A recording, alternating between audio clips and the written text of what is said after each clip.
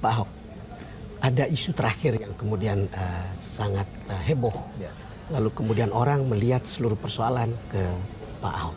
Itu pidato Anda di Kepulauan Seribu, Ya. yang kemudian diduga melakukan penistaan terhadap agama. Ketika hal itu sekarang berkembang, apa yang kemudian menjadi konsen dan perasaan Anda? Ya, pertama, saya tentu tidak ada maksud sama sekali untuk menista agama. Saya juga sama punya keyakinan Iya, serupa. saya kan hidup di Belitung Timur yang 93% Muslim. Ya. Dan saya sekolah besar juga di sekolah Islam. Dan bahkan saya punya ibu angkat, saudara angkat yang Muslim. Bahkan meninggal pun, berapa teman-teman dekat saya meninggal, sampai mandikan pun saya tungguin. Sampai ngangkat jenazah pun saya angkat. Bahkan kalau ke kuburannya pun kita kampung tuh buka sepatu untuk ke kuburan untuk yang Muslim. Jadi bagaimana mungkin saya mengerti betul ajaran Islam bisa menista atau menghina Islam apalagi Al-Quran. Kalau kita merujuk kepada Pulau Seribu, Ya. sebetulnya kondisi itu begini sebetulnya. Saya menawarkan program yang bagi hasil 80-20. Tapi waktu saya lihat ada ibu-ibu itu, saya merasa saya terbayang waktu kejadian di Belitung. Ya. Nah, saya waktu Belitung kampanye, itu selebaran itu disebarkan di mana-mana. Nah, pada waktu itu kebetulan Gus Dur mendukung saya kampanye. Nah, saya itu ngadu ke Gus Dur kan, Gus, ini ada selebaran. Selebaran saya masih simpan. Ini saya kasih ke Barreskrim. Gus, ini ada selebaran nih, Gus. Bilangin kalau yang pilih kafir, jadi kafir masuk neraka nih. Ini suratnya ini nih, Gus. Tahu sendiri Gus Dur jawabnya kan? Ya. Biarin aja, nggak ngerti Quran, orang konteksnya nggak begitu kok. Saya kerekam kan, Ya. terus saya juga ketemu ibu-ibu yang kampung saya ngomong begini sama saya, Hok, karena saya dari kecil kan, mohon maaf ya, ibu nggak bisa pilih kamu, Hok. Kenapa? Karena ibu takut jadi kafir. Karena pilih kamu, ayatnya apa? Kasih lihatlah selebaran yang ayat-ayat itu. Ya sudah, saya mah udah lupa. Makanya waktu di Pulau Seribu itu waktu saya lihat ibu terbawa. Saya melihat ibu ini seperti ibu yang saya di Belitung Timur.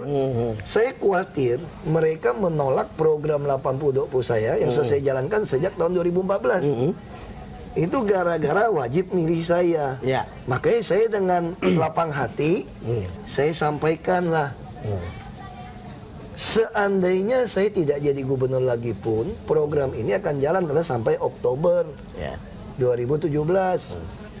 Ibu nggak mau pilih saya pun, ini program juga jalan. Betul. Itu semua orang tahu. Saya jadi teringat omongan Gus Dur juga kan. Terus saya bilang, nah kalau sampai ibu dibodohi dengan memakai ayat ini, ya ibu nggak usah pilih saya. Saya nggak marah loh. Saya betul-betul saya ingin mereka itu gaya Anda sebetulnya. Saya sebetulnya ingin sekali kalau lihat di videonya dengan jelas, saya ingin sekali kasarnya gini lah ya. Saya rela kamu nggak pilih saya deh. Asal program yang bagus ini Anda ambil. Itu niatnya. Dan waktu itu terbukti apa tuh nggak? Kan banyak TV. Orang dia rekam kok, dia catat semua kok. Kenapa saya pulang dari Pulau Seribu?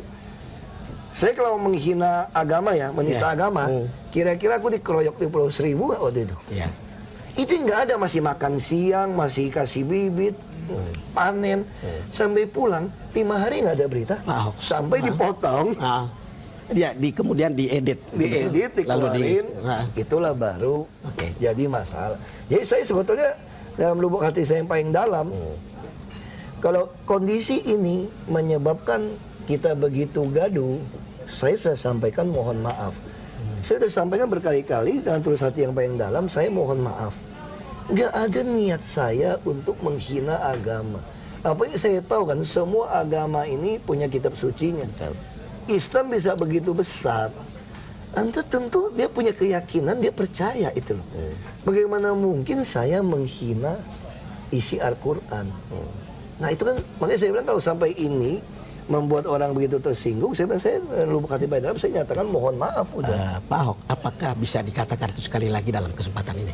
Ya saya sudah sampaikan pada seluruh umat muslim yang tersinggung atau salah paham, karena masing-masing orang saya ngerti ya, punya tafsiran masing-masing ya.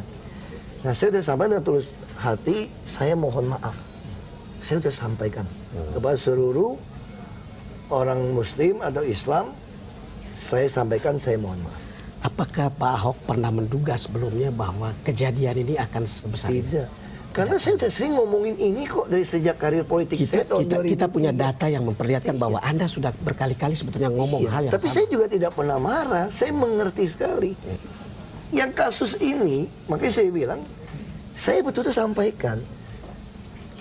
Saya kan disampaikan ada tafsiran tahun 2002 Menteri Agama sebenarnya tidak seperti itu seluruh dunia. Masalahnya apa yang ngomong saya. Coba kalau Gus Dur masih hidup, Gus Dur yang ngomong. Nggak, makanya kata Mbak Yani, mulut kamu itu udah kayak Gus Dur. Masalahnya kamu bukan Gus Dur loh. Itu aja masalah, lu bukan Gus Dur. Jadi lu jangan ngomong sembarangan lu. Lu bukan Gus Dur, jadi jangan ngomong sembarangan, tapi juga ngomongnya pada saat-saat situasi politik seperti sekarang. Apakah ini kan itu cuma gara-gara pilkada aja kan saya pikir. Kalau nggak ada pilkada juga. Kalau kemarin saya bilang mundur juga nggak ribut lagi. Tetapi apa berpikir mundur, enggak kan? Enggak lah. Kuda yang baik nggak pernah makan rumput di belakangnya. Nah, aku di siau kuda. Kuda yang baik tidak pernah makan rumput di belakangnya. Maju terus. Aku di siau kuda. Siapa bercanda. Soalnya ada cerita kan begini. Ini Ahok ini dengan kasus penista agama ini membuat banyak orang uncomfortable. Ada yang marah, ada yang merasa tidak nyaman. Bahkan mungkin sebagian pendukung Anda juga merasa tidak nyaman gara-gara itu. Apa yang Anda pikirkan ketika ada perasaan seperti ini? Makanya saya jelaskan gitu loh. Saya berpikir sederhana juga. Kalau Bapak orang yang memang suka sama kebenaran, memang mau membela kebenaran, apa yang saya sampaikan ini sebuah kebenaran fakta tentu tidak membuat Anda tersinggung sebetulnya. Tapi kalau Anda tidak mengerti kebenaran, saya sampai kebenaran Anda tidak Anda terima. menyampaikan kebenaran, tapi ada orang yang mencari pembenaran. Ya makanya bagi saya ada dua hal yang berbeda. Bagi saya sudah minta maaf. Tuhan yang Maha Kuasa, Maha Esa saja. Orang berbuat dosa paling jahat pun ketika dia datang minta maaf dimaafkan. Ya Ahok ya Ahok, namanya udah Ahok ya tukang martabak ya cakwe itu Ahok ya udah susah. Ahok ya udah Ahok lah. Begitu lihat gua truk engkau aja udah. Oh. Kalau digelodok dikira tukang jual elektronik lagi komputer lagi rakit. Kita memang sudah lahir seperti ini dan tidak bisa berubah apapun. Iya. Ya cuman kalau Anda lihat kemarin nonton nggak Pak SBY pidato? Press conference. Aku nggak nonton semua, tetapi mendengar. Cuma waktu berita diulang.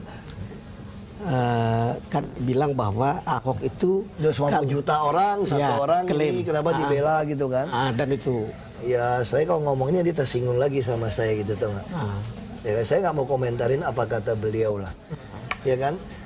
Tapi kalau memang harus ada seorang Ahok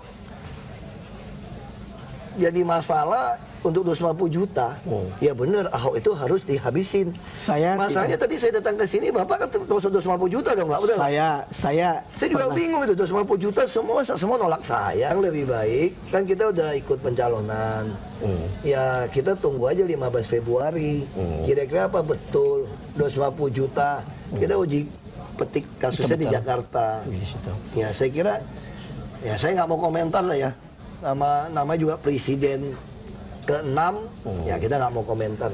Katanya kan seolah-olah Ahok itu diistimewakan, tidak mengikuti proses hukum. Padahal sedang jalan, bukan? Istimewakan apa?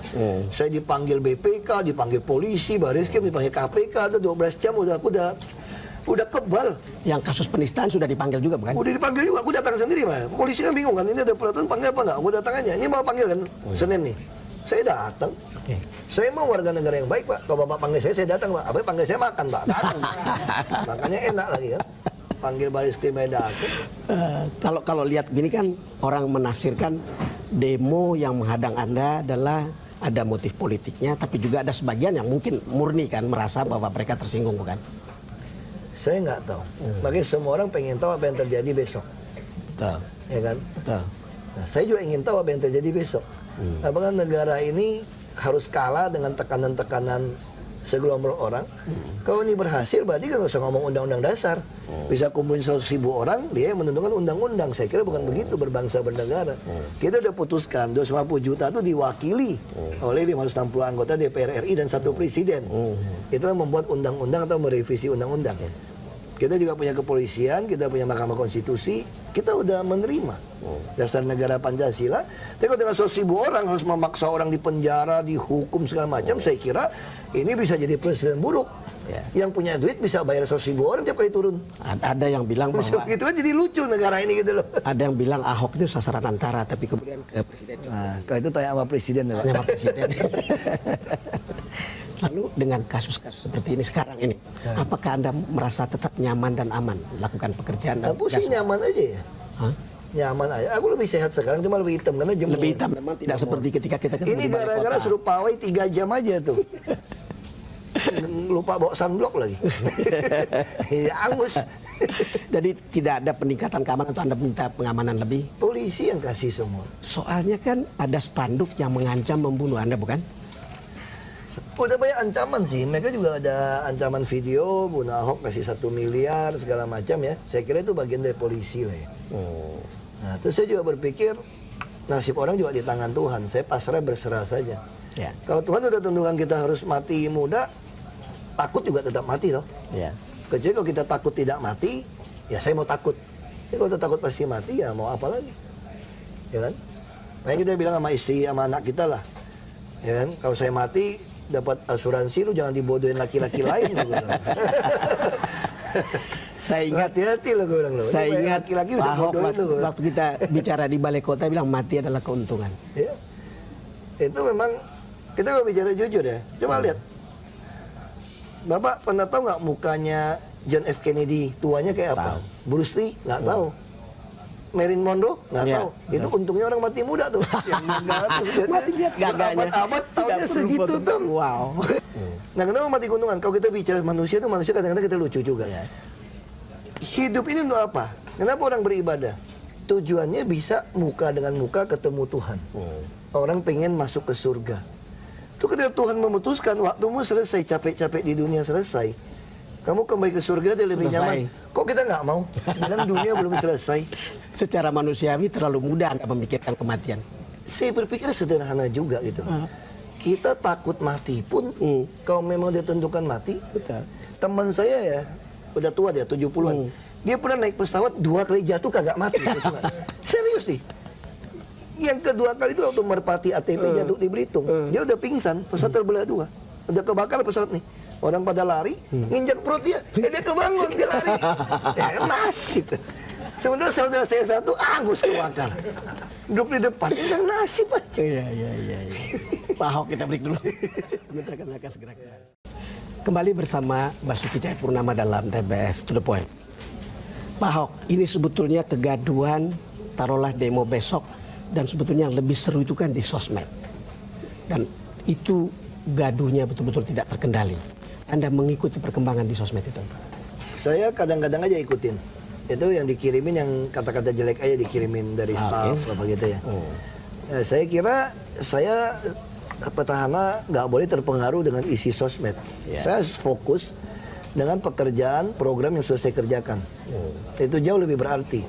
Nah seandainya memang di dalam dunia baru sekarang mengatakan sosmed itu bisa menjungkir balikan seseorang. Iya.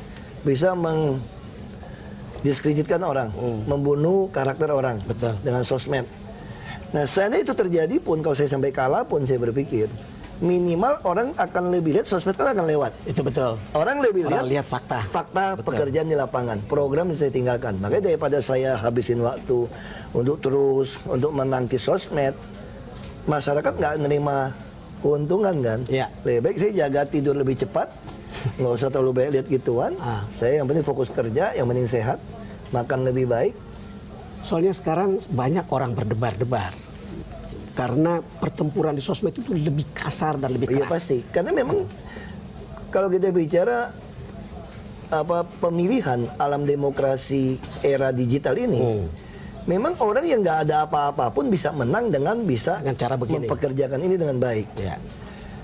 Itu bisa menang, tetapi belum tentu menang kalau melawan orang yang memberikan Yang hasil. mendeliver fakta. Itu yang penting. Ya, betul. Makanya itu yang saya selalu yakinin. Sebetulnya warga kita ini mengerti sekali teori Abraham Lincoln, Presiden ke-16 Amerika. Ya. Kalau mau nguji karakter sejati dari seseorang, kasih dia kekuasaan. Kasih dia kekuasaan, betul. Nah, kita yang sudah pernah berkuasa, selama sudah pernah menunjukkan hasil, kamu mau goyang kayak apapun harusnya tidak terpengaruh. Kalau dia bisa merasakan. Kecuali memang dia menutup nuraninya kan. Kalau dia nutup nurani pun, makanya di dalam pemilihan presiden paling ketat pun hanya 50% tambah 1. 50% Iya. satu. Tuhan Saya tanya pandangan Anda tentang sosmed ini, karena kemudian seolah-olah tampak juga seperti Anda juga jadi ikut gementar gitu. Ini ada tulisan di memes ya. Tetap dukung saya dalam doa Anda. Semuanya kuserahkan ke dalam tangan Tuhan. Manusia berkehendak, namun Tuhan yang menentukan. Apakah ini dari Anda? Bukan dari saya, tapi kalimat-kalimat ini sering saya sampaikan. Oh. Sama kayak tadi Bapak tanya sama saya juga sampaikan sama kan. Ya betul. Ya, nah ini bisa aja keluar ini. Bagi Ahok, mati adalah keuntungan. Mau ketemu Tuhan kok. Selama ini ibadah mau ketemu Tuhan. Kalau sekarang Tuhan mau bawa dia pulang kok dia nolak. Bisa aja keluar meme. Gara-gara orang keluar kita kalimat. Saya biasa sampaikan kalau di tempat pemuka agama apapun. Kalau saya pidato pasti saya sampaikan. Kalau bisa di dalam doa sembahyang Bapak Ibu, ya ingat doakan saya. Supaya kita tetap amanah, tetap sesuai dengan panggilan ini. Ya, ini juga menarik karena kemudian Jenderal Tito mengatakan jangan terpengaruh dengan media sosial. Tolong cerna betul dan jangan langsung ditelan mentah-mentah lalu terbawa emosi. Ya, saya kira ini yang penting. terjadi kan gitu. Nah, Saya kira sekarang pemakai media sosial tuh bisa di atas mungkin 56%, 50%, saya nggak tahu apa setengah-setengah. Nah saya kira ini penting. Karena kadang-kadang media sosial nih orang itu sekarang tuh malas baca isi. itu betul. Lihat Apalagi judul. kalau online ada 300-an di kita. Dia hanya kasih judul yang sangat Bombastis. isinya beda. Catchy. Orang begitu baca judul langsung komentar. Yang baca juga kagak baca judul lagi, cuma baca komentar lagi. Langsung bikin komentar. Jadi ya kayak gitu. Namanya saya sampaikan kepada Pemda. Saya minta semua direkam. Misalnya contoh saya ke lapangan. Tapi sekarang ada Facebook yang bisa streaming ya. Ya, Kalau saya pencitraan kan cuma foto sepotong. betul. Atau kalau difitnah orang kan cuma sepotong. Tapi kalau kita keluarkan video secara menyeluruh, Utuh bisa dilihat. nah saya dibilang khawatir juga tidak terlalu khawatir soal sosmed ini. Kenapa? Logika saya sederhana. Kalau orang yang bisa mendapatkan berita dari sosmed, dia salah pun, berarti dia juga bisa mendapatkan berita tentang siapa saya. Itu betul. Karena saya punya rekam jejak. Ada datanya. Kecuali saya bukan rekam jejak, Ya. hanya pencitraan. Kalau saya pencitraan, saya khawatir. Saya punya rekam jejak dari tahun 2003. Dari bikin partai PIB sampai DPRD. Pak Ahok, kalau lihat perkembangannya ada sekarang, apakah Anda melihat rival Anda mengambil keuntungan dari kasus ini? Saya nggak tahu. Saya juga belajar satu teori gini. Katanya kalau di Amerika, di Departemen Keuangannya, kalau Anda mau belajar mengenali uang palsu, dia nggak pernah belajar uang palsu seperti apa. Mereka hanya dilatih belajar mengenali uang asli. Dilatih mengenali uang asli. Uang asli. Jadi apapun uang yang keluar, begitu tidak mirip dengan yang asli, ada yang tidak mirip sepotong aja, itu langsung palsu. Nah ini teori ini saya Jadi pakai. pegang yang asli saja. Jadi bagi saya, rival saya mau ngomong apapun, mau tahu saya nggak mau pusing. Saya hanya pusingkan program saya harus terrealisasi. Fokus. Bagaimana masyarakat tahu yang kamu nikmatin hari ini karena saya yang lakukan. Dan kalau kamu kasih saya kesempatan lagi, panjang kontrak saya gitu kan, pegawai kan, ya. saya akan bikin lebih bagus lagi. Nah kira-kira gitu aja, kita fokus. Gitu aja. Setelah kasus ini, apakah Anda merasa jalan Anda menuju DKI 1 itu sebuah jalan terjal atau apa? Enggak juga sih. Saya bersyukur dengan situasi seperti ini. Saya bersyukur aja. Jadi banyak hal ya dalam hidup ini sebetulnya itu nggak usah terlalu stres juga gitu teman. Kita harus percaya orang mereka-reka yang jahat, yang apapun itu sebetulnya bisa menggenapi kebaikan kita. Jadi orang bisa lakukan kerja apa saja. Saya percaya konsep pilihan. Ya. Ya kan kayak orang bilang takdir apa. Betul. Jadi orang bisa lakukan apa saja, justru itu sebetulnya tanpa dia sadar. Itu melengkapi tujuan. Tuhan turut bekerja dalam segala sesuatu mendatangkan kebaikan pada orang yang dia pilih. Jadi bagi saya, orang boleh lakukan apa saja. Kalau saya yang ditentukan oleh Tuhan untuk memperbaiki Jakarta 5 tahun lagi, Itu tidak akan supaya kemana-mana. Jakarta sejajar dengan kota dunia, manusianya IPM-nya setingkat dunia. Ya. Kita tinggal 1,01 udah sejajar dunia loh Pak. Kita udah 78,99 indeks pembangunan manusia. Syarat minimal tuh dunia tuh 80, tinggal 1,01. Nah kalau saya bisa lampaui 85, wah saya pikir siapapun nggak bisa tahan saya. Kalau memang saya ditakdirkan untuk jadi legenda gubernur yang mampu membawa orang Jakarta. Sekarang orang Jakarta bisa hidup 78 tahun. Nanti mungkin saya akan dikenang gara-gara Ahok nih IPM orang Jakarta bisa hidup sampai 85 tahun rata-rata. Nah itu kamu nggak bisa tahan saya. Oke, Pak Ahok, kalau sampai sejauh ini berarti Anda masih optimis untuk melewati ini? Untuk Optimis nggak optimis? Saya bilang sama istri saya begini, sederhana. Saya kan percaya teori pemilihan. Konsep pilihan. Betul. Itu yang saya anut. Saya percaya manusia ini nggak ada yang kebetulan. Semua ada Tuhan yang ngatur, yang pilih. Ya. Nah, teori saya sederhana. Kalau Tuhan mau pakai saya, milih saya jadi gubernur, tambah 5 tahun lagi, 6 tahun lagi sebenarnya. Ya, 6 tahun ya. 6 tahun lagi, kira-kira hampir 6 tahun lagi, siapapun nggak bisa tahan saya. Betul. Pasti saya jadi. Tapi kalau ada Tuhan mengatakan, udahlah Hok, kayaknya kamu ini sampai umur 50 lu pulang sama gua aja capek, lu dicaci maki orang di dunia kan. Istri kamu juga masih muda kok, masih laku kok, lu pulangnya duluan deh. Ada duit deh. Pulang saya, Pak. Makanya saya bilang sama istri saya nih, kalau Tuhan nggak pakai saya nih, lewat saya nih. Aku cuma pesan satu ya, lu jangan kremasi gue ya. Lu kirim pulang Belitung kuburnya. Mungkin karena gue bupati pertama, gue dipasang di Taman Makam Pahlawan tuh. Di bukit tuh, waktu gue bupati siapin. Itu jadi tempat tujuan wisata. Bisa jual kelapa muda, orang kan jual minuman situ. Orang pengen tahu kan, kubur Ahok di mana? Rumah Ahok di mana ya? Orang datang. Saya bilang, istri saya marah dia ngomong gitu. Lu ngomong sembarangan lu ya? Seharian dia nggak mau ngomong sama saya. Berarti dia mau ngomong. Saya bilang, ini kan siap-siap. Siap-siap. Nah, makanya saya sampaikan, saya nggak tahu Tuhan mau manggil. Ya. Sama ketika waktu saya diajak Pak Jokowi jadi wagub. Ya. Waktu itu Gerindra ngajak saya jadi gubernur. Gubernur ya. Cuma 7 kursi kan. Saya pasti dipecat Golkar. Saya hanya berpikir sederhana. Minimal orang kenal Ahok dicalonin gubernur oleh Gerindra. Sekalipun dipecat Golkar. Nah, terus saya bisa sampaikan pada media, saya punya visi misi apa. Saya berpikir kalau saya nggak jadi ya berhenti di situ. Ya. Nah, waktu saya diajak sama Pak Jokowi, saya Jadi juga wagub. berpikir mungkin saya hanya sampai titik calon wagub terus kalah sama Foke. Ternyata. Ternyata menang 1 putaran. Putaran pertama. Putaran kedua, kayak saya hitung, kayaknya kalah nih. Semua partai keroyok kan. Berarti saya akan dikenang calon wakil gubernur pernah menang putaran Putaran pertama. nggak tahu jadi. Terus saya berpikir lagi sama istri saya. Berarti saya akan dikenang jadi wakil gubernur Jokowi 5 tahun. Syukur-syukur dia baik sama saya 10 tahun jadi wakil gubernur. Nah, saya hanya berpikir gitu. Nggak taunya nggak pernah kepikir jadi presiden. Oh, berarti saya sampai jadi gubernur. Saya gubernur Ripu. Ini karena Ahok anak hoki kan? Anak hoki. Ya, anak hoki. Dia jadi gubernur presiden, aku jadi hoki. Nah, aku juga nggak tahu nih, apakah aku cuma jadi gubernur karena anak hoki berhenti, atau nanti terbukti di sejarah saya menang 1 putaran. Jadi gubernur DKI ini. Nah, paling tidak tapi nggak kepilih, foto saya sudah ada di balai kota. Walaupun tuh gubernur hoki, karena mewakilkan. Namanya masih tulis Basuki Cahayapurnama dalam kurung Ahok anak hoki. Karena gubernurnya hasil ganti. Itu aja sih kan.